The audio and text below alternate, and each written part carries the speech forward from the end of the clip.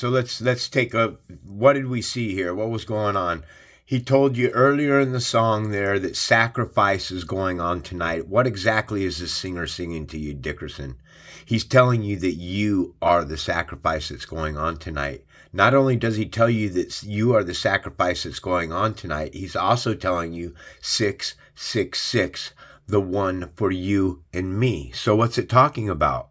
Specifically, he's talking about Genesis 1:25. God made the beasts of the earth, each according to their kinds.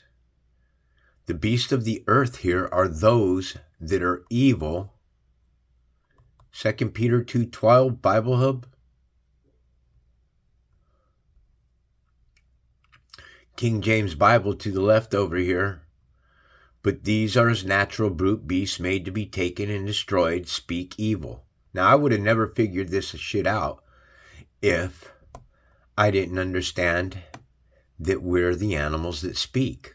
You show me one animal out in the wilderness other than a parrot that can hold an intellectual conversation with another parrot. It's us. We're the ones that speak.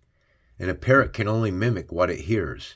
A parrot out in the jungle doesn't speak words. A parrot out in the jungle sings songs of what he hears other birds in nature putting out.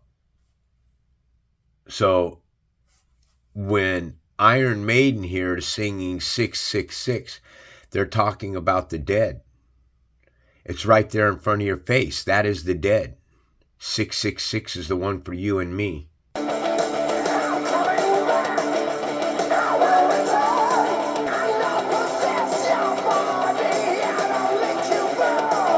He'll possess your body and make you burn. Well, who's the God of fire?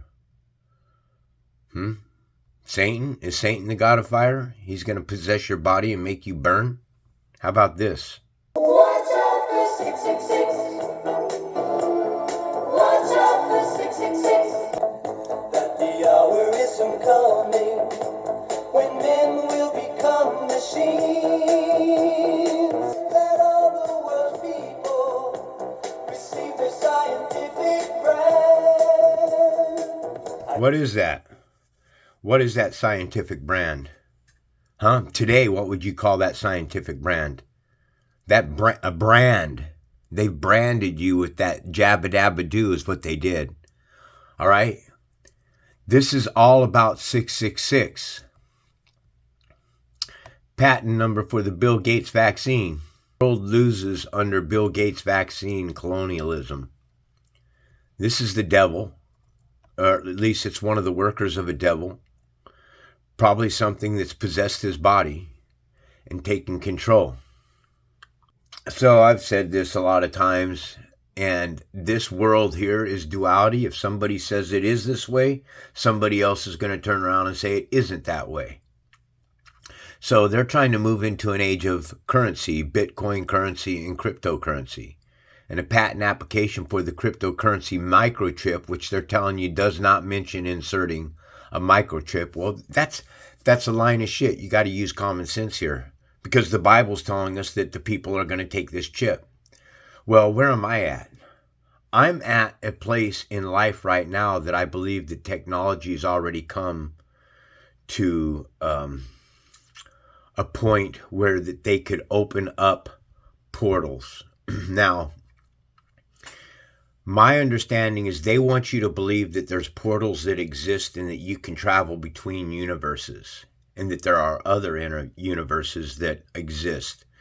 That I do not buy into at all. However, I don't deny on this plane of existence that you can open up a portal here on this plane and then be somewhere or watching someone. If we are being watched by the watchers, then you have to ask yourself how. How are we being watched? We're being watched at a particular point in time, space, and matter on this plane of existence. This is what CERN is all about. Now I'm here at Brother Sanchez's television. Just one real quick clip. Let him tell you what's going on. So today's title is Pre-Crime Tech and the cryogenic experience of the prison planet we call Earth. Now today, that's check this out. This is what it's all about, folks. Is this piece of equipment right here. All right? This is CERN, and what they're doing is they're launching protons through a magnetic prism that accelerates atoms faster than the speed of light, and then they send it down a tube where they collide into one another. It's called the Hadron Collider. All right? They're colliding these atoms into each other. What they do is they send one atom in this direction here, and then they send another atom in the opposite direction. All right? And then they release them down this tube, and then they slam into each other. All right? And these people here will tell you that CERN is a time machine, that we can go back to the very beginning of when the Earth first came into existence through what they call the Big Bang, because everything here on this plane of existence is always about sexuality, man. The Washington Monument, all these monuments across the world like that, they're laid on ley lines, and they are representation of an obelisk, which is pretty much a penis. That's what they worship on this plane of existence, is their meat between their legs. These are demons and stuff. They're fleshly, carnal beings. So we have to start looking at these images here and understanding what they're trying to tell us, because these all fall in place with these here. You see, symbolism means everything on this plane of existence. And that's what you got to start recognizing, is the symbolism that's going on. So Tesla here was way, way advanced, way before his age. And Tesla here, look, folks, that is the Tesla coil 130 years ago. Here. That is CERN. Tesla had learned how to control electricity. And that's what all these photos and stuff are about. Is he learned how to control it. All right? Now, am I saying Tesla is evil? No, I am not saying that at all. Tesla learned that this reality construct that we live on is based on all electricity. All right? The God of Elohim, El Shaddai, El Elyon, all of the angels. It's based on the God of electricity. As one person said, a Prince of Peace, the God, the Prince of the Air. All right? No, understand that the God, the Prince of the Air, and the God of electricity, and the God of the sky, and the God of the earth and stuff, these are all deity gods, each with their own special powers. All right? That were given to them by the supreme God El. And then Elohim are lowercase gods that are used of the supreme God El. And El has everything to do with electricity. El has everything to do with CERN. So when we really start to look at this knowledge and stuff and what they're placing between us, are they trying to tell us something in the symbolism? Now I'm telling you, by far, the person that teaches on this channel here, Brother Sanchez, nobody breaks down this theology better than he does. Nobody understands Egyptology better than he does. And his notes are telling you that our ancestors, if you start looking at the whole Tesla, because this is a Tesla coil within itself. This is a tower. And here it is, also a tower. So they're putting the truth right in front of you about what it is that they're studying. Because this piece of equipment that we're all looking at here is a time-traveling piece of equipment. Now, if these scientists come up on, the History Channel, and they start talking about CERN and everything, and they tell you that this is a time travel machine, and it can take you back to the very beginning of the Big Bang. It's all good. People will sit and listen to that, and they'll revel in, oh, look at the technology, how wonderful, how far mankind has come. But if I talk about this piece of this device, this piece of equipment being used as time travel to open up portals, because what you do is when you spin a atom one direction and then spin an atom the other direction, you create like a whirlwind. It's the exact same thing when a high pressure wind comes into contact with the low pressure wind. You get a tornado. You get a vortex. That's what they're doing. But this thing here is literally trying to punch a hole through the ether. All right, through the fabric of our reality. You must understand that the fabric of this reality is not the base reality. They're trying to puncture a hole in this reality and travel through time. And this is the same way that the ancient ancestors long time ago learned how to do time travel. This is how they can be at a place of time watching us, but in a different space or a different place or directly behind us. Like the movie where what's his name, who played in America Treasure, National Treasure or something like that. I can't think of his name. Nicolas Cage, where he was able to see in the future. He couldn't see far into the future, but he could see like 8 seconds into the future.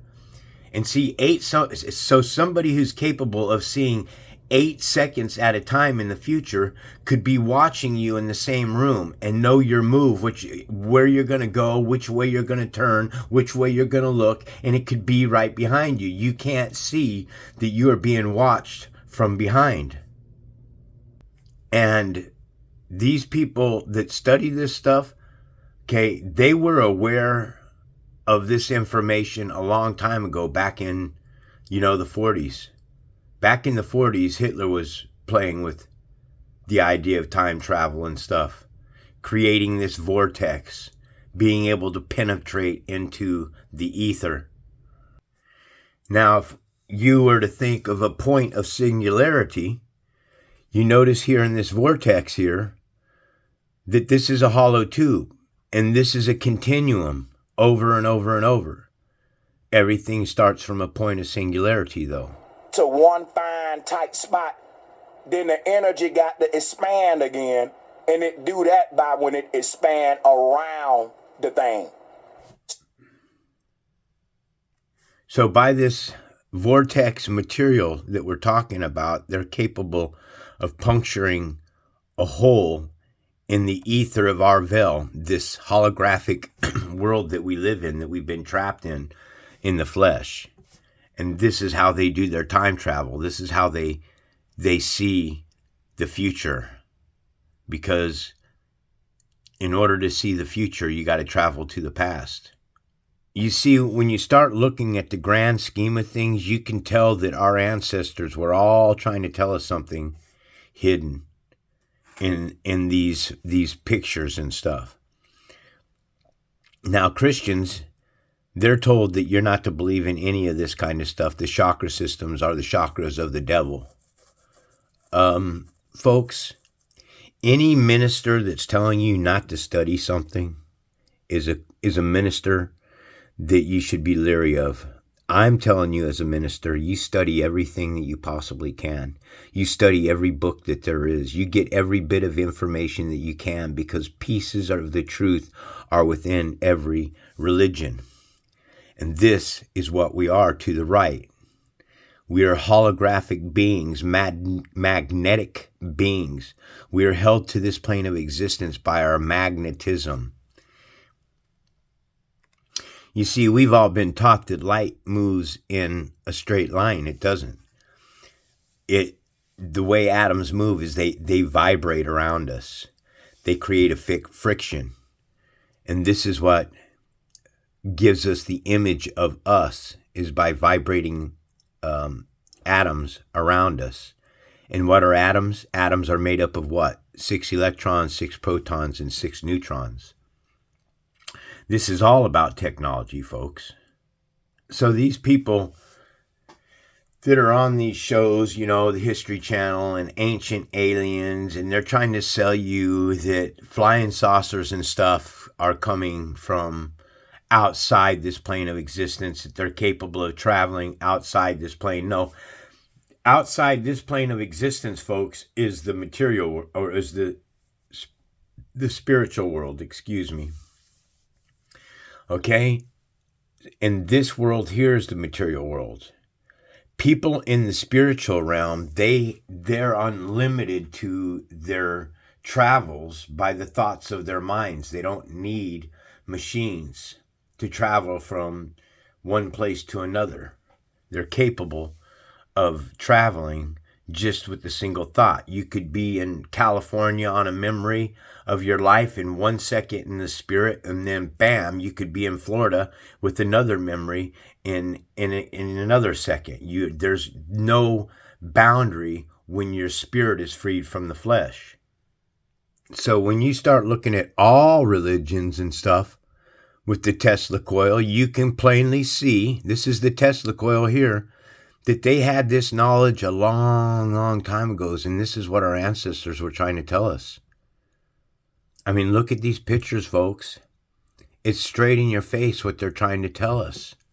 All right? And people, they call this magic and stuff. No, ministers don't want you studying stuff that matters. What's being hidden from you. Don't you understand that all of our leaders, our world leaders and stuff, they know this technology. They understand it. They're hiding it from you. They don't want you to understand and be aware of the power that you possess. Okay, so what do we have here? The fish, okay? The point of, this is the fish. This is why they always equate Jesus with a fish. On the back of the cars, bumper stickers and stuff, they show Jesus in the name, and he's in the name Jesus inside of this fish. Well, the fish, folks, which you're not catching, is truly the woman's womb, because the woman's womb is the portal to this plane of existence. Yes, you heard me. Come on, try to understand the concept of what I just said to you. That the woman's womb is the portal to this plane of existence. And here you have Jesus in a depiction coming out of something that looks like CERN. Jesus is coming out of something that looks like CERN. So this ties Jesus in to the technology, in order that Satan should not outwit us, for we are not unaware of his schemes. Well, we know that Satan is a schemer, but when we pop over here to the King James Bible, it says, lest Satan should get an advantage over us, for we are not ignorant of his devices. And anything with DE in it is of to denounce, is dead, is the devil, okay? And it is a vice. It is a vice on us, the device, and it is a thing that is adapted for a particular purpose, especially a piece of mechanical equipment. So here you have Jesus, who's coming out of CERN, because we are not unaware of Satan and all his devices. So what is this? What are they showing us? Okay, what CERN is the reverse engineering the woman's womb. That's how evil these people are, man. They're literally trying to create a portal. You want a machine, a portal, by reverse engineering of a woman's vagina, because the woman's vagina is the portal to this plane of existence. The power that a woman has. All things that live come through a woman. All right? This is what kills me, is that when people, women, young girls today, all out there on the internet, and they're all screaming that they don't need any man. Listen, both man and woman need one another, all right? Without a man or a woman to love, then you are going to become a hard, crass, unknowledgeable, bitter, hateful person. And I have taken a lot of criticism from everybody about what I'm teaching, okay? And Christians will tell you all day long that what I'm teaching here is evil. No, I'm exposing the evil, all right? Look, they're showing you in movies. Let me show you.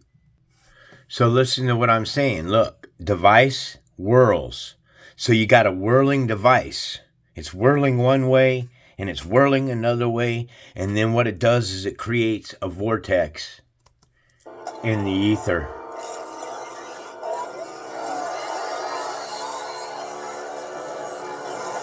And that's how they're watching us, folks. This isn't science fiction that we're looking at. This is the real stuff. This is how they get around without us seeing them and constantly watching us. Here, you want more? Here. Trust is an illusion, milady. I believe only in mutual self-interest. They want another life. We can offer it. You see, evil is what it was that created this plane of existence. A God of pure love, pure light, excellence, the all-knowing, all-powerful, all-perfect, all-pleasant, all-loving, kind, tender, warm, Spirit of truth, the living one, the eternal, the supreme, all right, is not a God that destroys, okay? The supreme is a God that creates. And then another God that fell away from God is a fractured piece of God, Elohim. The Elohim are plural, are the many.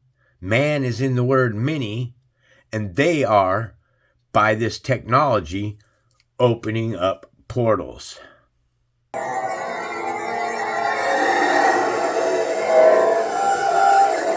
So this is how they're indoctrinating you with the Space Force, Trump wanting to start a Space Force and be ready for all the aliens and stuff that are going to be coming for us from outer space.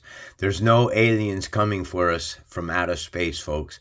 Understand that anything that is impure, anything that is made from man's hands, anything that is technology is not outside in the spiritual realm, okay? Everything is of spirit in the spiritual realm, and flying saucers and machines and technology, none of that is of the spirit. So when we come to the gematria calculator, computer comes to 666. And then when I show Christians this, they say that I'm a sorcerer. I'm laughing at you, all right? I feel sorry for you, because the riddle calls for wisdom and insight, and I'm sharing wisdom and insight with you. And for some reason, people just can't understand that it's us that are the sacrifices tonight. Okay, they keep dinging me every time I play. They never used to. When I first started my channel like 4 or 5 years ago and stuff, and I played these music, in small little clips, 10 seconds or so, they never bothered me. Now if I play a 10-second clip, they give me a strike, because they're demons, because I've exposed the 666 system. Nobody can deny it. I'm trying to tell people that we live in some kind of game simulation. They've been telling us for such a long time now.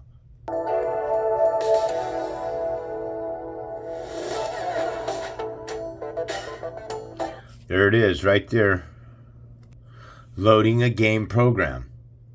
666 is a game program, and this game program was created by mankind. If you're going to live in a simulation, isn't that what they're trying to do? Isn't technology trying to lead us into these new headphones and these new Oculus glasses and stuff that create a virtual reality around you. Well, what I'm saying is that mankind has already come into this technology a long time ago and created an oculus around us, and that we are living in a game program. So when you're born into this plane of existence, you're being welcomed into the 666 system. And I've showed you guys with gematria that Yahweh now is 666, Jesus is 666, mankind created on the sixth day is 666, and the beasts of the field are all 666. And when I asked him to explain it, he just smiled and told me 666. Folks, I've uncovered 666. If you don't start paying attention to what I'm trying to share with you, man, you will be left behind. Can even change the weather and do things you won't believe. I got signs and wonders in my bag of tricks. So whoever it is, right, is telling you that he's got all kinds of things in his bag of tricks. The music industry is telling us what's going on. This song here is telling you who the beast is. This song here is telling you who the dead is. Watch. When I asked him to explain, he just smiled and told me 666. So ministers, they don't explain 666 to you. You don't have a clue what 666 is. That's why when he says, when I asked him to explain it, he just smiled and told me 666. Because that's the way they read this parable to you. They read all of Revelations and they don't have a clue what the book is telling us. And then they show you here a bunch of flesh suits, and they're the ones that are the walking dead. I said, what? What was that he was getting ready to say? I said, Jesus, won't you save me? Jesus, won't you save me? Jesus, won't you save me? Jesus, won't you save me from this evil man of sin? I have read about his future. I don't want to go with him. So here we're at another song, Corey Taylor's Highway 666. And the first thing that happens is they show you a man about 666. Because I'm telling you that we're the beasts. Watch. So 666 is down.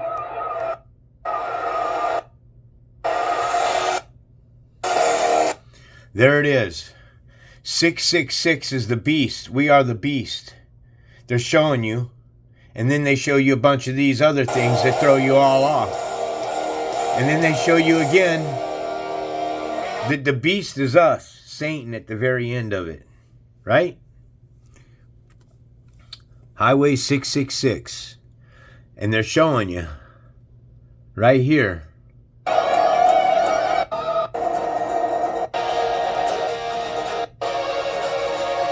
666 when the devil ran me down. Traveling down Highway 666 when the devil ran me down. Huh. I was ready to burn, ready to fix when the devil ran me down. So I show you people all this information. You know what I get from Christians? Oh, well, you're trying to teach from the dark side. You know, you're trying to teach of Prince of the Air. That's what I get. I get attacked for breaking the code. So Revelations 13:18, by the way, when you multiply this number, comes to 234, and when you add 432 backwards, at 234 comes to 666. So the parable here is a segue lead in to 666. The parable tells you that it takes wisdom to calculate the number of the beast, which is 666. So I keep telling people to Watch out for 666. Watch out for 666. So here I am breaking the parable down for you and trying to put these clues and connect it all together with you. Check it out. If you come to gematria here and you type in computer, which is 666, all right? But you also type in Santa Claus. Santa Claus comes to 666. So the anagram for Santa is Satan. All right? So you have the Satan clause with an E, a clause on the end. And what does Santa do? Santa comes down the chimney through the fire. So Christians are engaging in a pagan ritual that's right in there that I'm showing you, that Santa Claus is 666, and you all refuse to hear this truth. Here, for the customs of the people are worthless. They cut down a tree from the forest, your Christmas tree. It is shaped with a chisel by the hands of a craftsman. They adorn it with silver and lining. That's your little tinsels that you guys spread all over it and fasten it with hammer and nails. That's the little cross that you put on the bottom of the Christmas tree so that it will not totter, okay? Like a scarecrow in a cucumber patch, they're idols. The Christmas tree is an idol. The star you put on top of a Christmas tree is an idol. Cannot speak. They must be carried because they cannot walk. Do not fear them, for they cannot do no harm, and neither can they do any good. So your idol, Jesus, which you guys have made Jesus as an idol on the cross, is 666. Now, I got to show you something. Okay, here in John 5:31, Jesus says he can't testify about myself. It's not valid. So Jesus can't come to you and tell you, I am God. He can't testify about himself as God. He tells you that there is another who testifies about me and knows that his testimony about me is valid. So whoever sent Jesus can testify about Jesus that his testimony is valid. That will come in the afterlife when you're standing before the Spirit of truth, the living one, the self-existing eternal creator, the Almighty, the all you can see and all you cannot see, the visible and invisible, the power of the source, the power that writes all things into place, thinks all things in place. All right?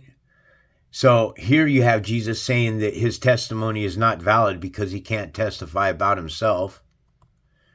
And then you have this here, John 8:14, Bible Hub tells us Jesus again is replying, even if I testify about myself, my testimony is valid. Wait, Jesus just said his testimony isn't valid. That, folks, is called the contradiction. And a Christian, you can't get around that on either side, okay? There's nothing that you in your theology that you can twist this up. Jesus said he can't testify about himself. I believe this. I believe that Jesus can't testify of himself. I believe that the one, the supreme Spirit of truth, the one that sent Jesus, can testify of Jesus. But this one here that says, you don't know where I came from or where I'm going, but you do not know where I came. Oh, excuse me. Even if I testify about myself, my testimony is valid because I know where I came from and where I'm going. Jesus, remember, what does it say here? Ephesians here tells us, what does he ascended mean? Except that he also descended to the lower parts of the earth.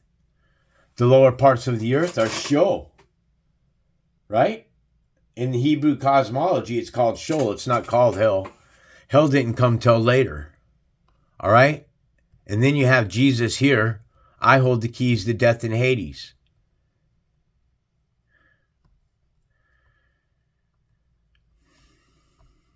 When I saw him, John said, I fell at his feet like a dead man. Why is John a dead man? Because he's part of the walking dead. He's a Gentile. Okay, you got to understand something. Since the Spirit, the Creator, put his Spirit on the second man, Adam, and then Eve, by placing his Spirit on those two and knowing that those that had fallen with no spirits on them, predestined for hell, nothing to save them because they were made crooked. They were already made that way. They were made to be taken and destroyed because they speak evil of what they understand not, which is God. And all Christians that worship Jesus as Lord and Savior shall be fuel for the fire. So John falls at his feet like a dead man, but he placed his right hand on me, Jesus, and said, do not be afraid. I am the first and the last. This is the firstborn, Last Supper. Firstborn, Last Supper, the living one. I was dead. Jesus was dead, and behold, now I am alive forever and ever. Yes, there is, folks, you've got to understand and grasp, but there is a spirit of the dead, okay? The spirit of the dead is the one that created this one here, this plane here. Why? So here we are. He restores my soul. He guides me in the path of righteousness for the sake of his name. It always bothered me. Why when it always says for the sake of his name, or we call on his name, why doesn't it give a name here? Why doesn't it say for the sake of his name, Jesus Christ, for the sake of his name, Yahweh, for the sake of his name, excellence, for the sake of his name? Who? You're given a memory wipe when you're born into this place. All you can do is go by what you're being taught by our ancestors. And I'm trying to tell you that the left wing, right wing are controlled by one head, the supreme head, the devil. All right? Government are controlled by the devil. Even though I walk through the valley of the shadow of death, this plane of existence is death. Okay? I will fear no evil. I fear no evil at all. Why don't you have to fear any evil? Because that is evil's position. That's what it feeds off of. It feeds off of fear. Okay? Now, yeah, wars are very real. People go off to war since the beginning of time. Since Adam and Eve ate that apple, they were cast into a world of gods of war. They're gods of war. Exodus 15:3 Bible Hub. All of them. The Lord is a warrior.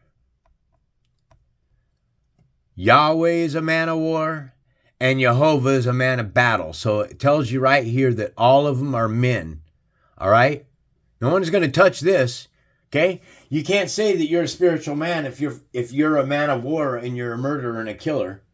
If you're marching your troops into slaughter towns and kill all the men, women, and children and slaughter all the animals and take their booty, and then the Lord says, bring me back their booty. Okay? You can't have that. Okay, look, this is why why people are afraid of me today, man, because I have learned the truth. God of Israel is 666. God of Israel in Hebrew gematria is 322. 322 is skull and bones. God of Israel here in simple gematria is 111. And 111 in the Strong's Concordance is an abominable or unlawful act. Those are not key things to be with the God of Israel. You know, and something else that I get quite often when I'm teaching is that, like when I'm reading from the NIV here, understand that I read the King James Bible. Right now, I'm doing this lesson that I'm reading to you, and I've been reading to you from the NIV Bible. And people tell me that the NIV Bible is perverted. That the only untouched script that's absolutely perfect on the face of this earth is the 1611 King James Bible, perfect in every way. Anybody who claims that that Bible is perfect in any way, then that Bible was written both good and evil. And it was meant to be written that way. But it wasn't written that way, was it? No. The Bible was once written by Israelites for Israelites. Not from the Gentile for the Israelites. Not by the Gentile for the Gentile. The Gentile are the ones that got a hold of the Bible and trampled it underneath the feet. Jesus, from Jesus' own mouth, tells you, do not give the dogs, spelt backward, gods, what is holy. The book. WHOL. It's holy now because it's got a bunch of holes in it. It's been broken up and changed and transferred and tore down and beat down and added to and subtracted from. Do not throw your pearls before swine. Do not throw your Bible to the swine. If you do, they may trample them under their feet. Trample your book under the feet and then turn and tear you to pieces. The Spirit, let me point it to you out like this, all right? Look, let's say that on this plane of existence, technology is what rules. And I'm telling you that I showed you here, that this picture on the bottom right-hand side is showing you that Jesus is coming out of a fixture that looks like CERN. I mean, it doesn't look like, it's guaranteed that it's CERN. So what happened is a lowercase God that was evil said, let us make mankind in our image then, and in our likeness, to rule over the fish in the sea, the birds in the air, the cattle of the land, and everything that creeps upon the face of the earth. God saw that it was good. Morning and evening passed, and God saw that it was good, and it's the 6th day of creation. So this lowercase God, which was given power, which will return the power. Here we're reading 24. I'm going to start at 23. But each in his own turn, Christ, the first fruits. First fruits are the firstborn. Then at his coming, those who belong to him. Then the end will come when he hands over the kingdom to God the Father after he has destroyed all dominion, authority, and power on earth. So Jesus is coming to destroy all dominion, authority, and power on earth. For he must reign until he has put all his enemies under his feet. Well, all means everyone, all his enemies under his feet. Folks, I don't deny Jesus as a prophet that was sent here. Okay? I'm denying Jesus as a God, as the God, because Jesus himself is the one that tells us that we're all gods. All right? So Jesus says, if I testify about myself, it is not valid. If I testify about myself, my testimony is valid. Can't have it both ways. Okay? So you either got one of two things going on. Jesus, Yeshua, Yahushai, Joseph, okay, a man approved by God, who was sent by God to bring a message to the lost sheep of the house of Israel. So Jesus is telling you, okay? But Jesus did not answer a word, so his disciples came and urged him, send her away, for she keeps crying out after us.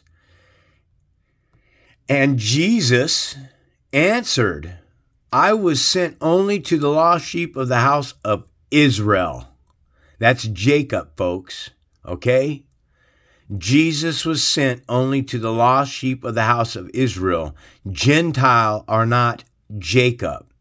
And this is why you know that Christians are worshiping the wrong God. They're worshiping a deity God. They're worshiping a God that has power with technology. That's what these devices are. That's what the smartphones are. That's what CERN is. It is a smart device.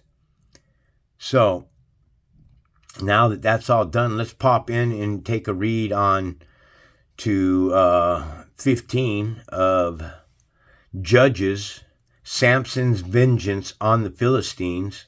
Later on, at the time of the wheat harvest, Samson took a young goat and went to visit his wife. He said, I am going to my wife's room, but her father would not let him go in. I was so sure you hated her, he said, that I gave her to your companion. Isn't her younger sister more attractive? Take her instead. Boy, these people are freaks. They're weirdos, man. It's like the daughters back then in that time were nothing but a piece of meat, a tool to be used to tie union in between tribes. A horrifying thing. All right? Like the daughter has no choice in it. The man will rule over the wife. That's what it said. The man will rule over the wife. It didn't say that man will rule over the daughter. This is why daughters just don't seem to pay any kind of attention to the man in the house. Their fathers is because they're built that way. They're wired that way. Okay? Now, maybe it's just the women that I dated and went out with that because of the way that I was living my life. God has to correct us. He's created evil. He's in the supreme spirit of truth. Didn't create this plane of existence. A two-faced God created it. This God here. And people will argue that a God can't be of both love and hate. You can only be one or the other. Well, that's not true. We're gods, and I both love and hate. I love when my family's being kind to me and sweet and warm and nice and all that and stuff. And then when they're being shitty to me, it hurts, it cuts, it tears, it rips my heart out, it makes me bleed. I was going to start this show off this morning with venting some of my own personal shit, man. But I have plenty of videos that talk about my own stuff that's going on. Samson said to them, "This time I have a right to get even with the Philistines. I will really harm them." So he went out and caught 300 foxes and tied their tails to the tails in pairs, and then fastened a torch to every pair of tail, lit the torches, and let the foxes loose in the standing grain of the Philistines. He burned up the shocks and standing grain together with the vineyard and the olive groves. There couldn't have been a better way than killing 300 foxes to light a... You couldn't take men into the field and just lit it on fire. You got to destroy and kill 300 foxes to burn down a field. Don't make sense to me. Yeah, if I was a warrior and I had men underneath of my command, then I would have said, "Come with me, man." And we would have went through the field and we would have set it on fire like that without killing 300 foxes. So the Philistines went up and burned her and her father to death. Samson said to them, "Since you've acted like this, I swear that I won't stop until I get my revenge on you." He attacked them viciously and slaughtered many of them. And God said that whoever slays with the sword, then by the sword that person shall be slain. God says that thou shalt not kill. They translate that into they shall not murder. Well, that to me sounds like viciously slaughtered many of them. That sounds like a vicious attack, an unkind, warm act. Then he went down and stayed in a cave in the rock of Edom. The Philistines went up and camped in Judah, spreading out near Lehi. The people of Judah asked, "Why have you come to fight us?" "We have come to take Samson prisoner," they answered, "to do to him as he did to us." Then 3,000 men of Judah went down to the cave in the rock of Edom and said to Samson, "Don't you realize that the Philistines are rulers over us? What have you done to us?" He answered, "I merely did to them what they did to me." They said to him, "We've come to tie you up and hand you over to the Philistines." Samson said, "Swear to me that you won't kill me yourselves." So Samson can be killed? Hold on. He slayed thousands with the jawbone. Oh, it must have been because there was 3,000 Israelites, not 1,000. Agreed, they answered. "We will only tie you up and hand you over to them. We will not kill you." So they bound him with 2 new ropes and led him up from the rock. As he approached Lehi, the Philistines came towards him, shouting. The Spirit of the Lord came powerfully upon him. The ropes on his arms became like charred flax, and the bindings dropped from his hands. Finding a fresh jawbone of a donkey, he grabbed it and struck down 1,000 men. Now, to me, that sounds like a fish story. Okay? It truly does. But hey, if you want to buy into one man being able to slay 1,000 men with a jawbone, go right ahead and believe in your fantasy stories. It's a metaphor. Okay? Then Samson said, "With the donkey's jaw, I have made donkeys of them. With the donkey's jawbone, I have killed 1,000 men." When he finished speaking, he threw away the jawbone, and the place was called Ramoth Lehi. Why throw away that jawbone? If I ever find a jawbone donkey ass, I'm going to say, "This is Samson's jawbone of a donkey's ass." Yeah. Because he was very thirsty, he cried out to the Lord, "You have given your servants this great victory. Must I now die of thirst and fall into the hands of the uncircumcised?" Then God opened up a hollow place in Lehi, and water came out of it. Then Samson drank, his strength returned, and he revived. So the spring was called En Hakor, and it is still there in Lehi. All right, folks, much love. All right, I'm just here sharing parables and scriptures with you. Take from them what you wish. All right, if you're a Christian and you're listening to this, much love. I hope you find the truth. Please recognize that I was a Christian all my life. I know the Christian side of the doctrine. Today I know both sides, Israel and Christian side of this doctrine. And to be honest with you, neither one of them are pulling a lot of weight in my eyes.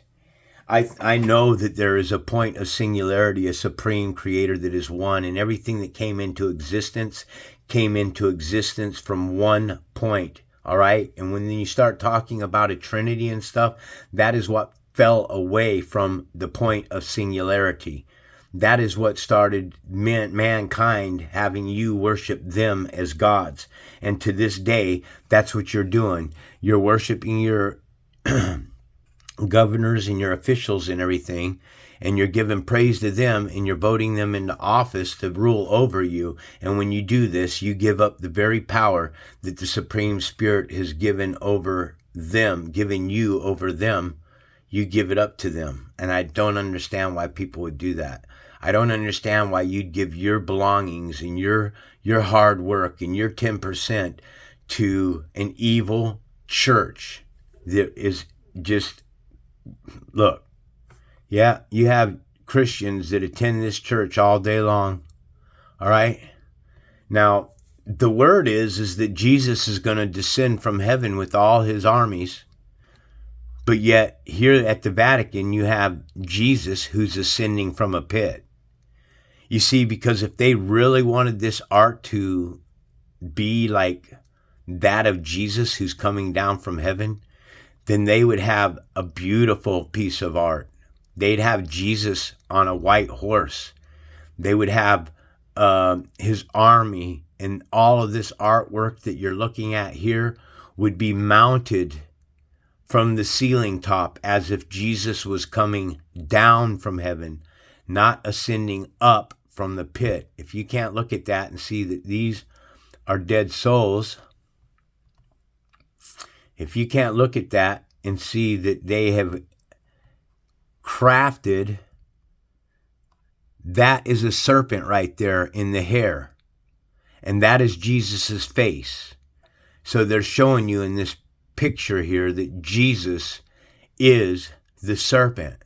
The Catholic race is the serpent race. Jesus was a prophet that was sent by the Supreme Creator, one of pure love. Jesus was of pure love. The message that Jesus came to preach was of pure love. Love your neighbor as you love thyself. That was the message that Jesus brought, who was sent. And then you have another Jesus who says that I am the way, the truth, and the light. No one can come to the Father except through me. Well, that is somebody placing themselves before the Creator. And anybody who places themselves before the Supreme Creator is the work of the demon. Okay? I don't place myself before the Creator. I only hope that he finds me worthy of what I'm teaching. All right? A lot of Christians will say, well, you're teaching darkness, bro. You're not teaching of the light, the blood sacrifice of Jesus. You know, if I had $1 for every time in my life that I heard somebody say to me, you have to be saved by the blood of Jesus Christ, I'd have $10,000 in the bank. And it's frankly, when you're driving down the street and you see Jesus on bumper stickers, you see Jesus on billboards, you see everybody wearing crosses. Anytime you talk about God, somebody proclaims glory to Jesus Christ. It's horrid to me today. It's absolutely horrifying. So I hope you guys get it, that this is a pedophile pope, okay, and he wears the cross, and Christians are worshiping the devil. Good luck in figuring this out. This is White Raptor News Ministries.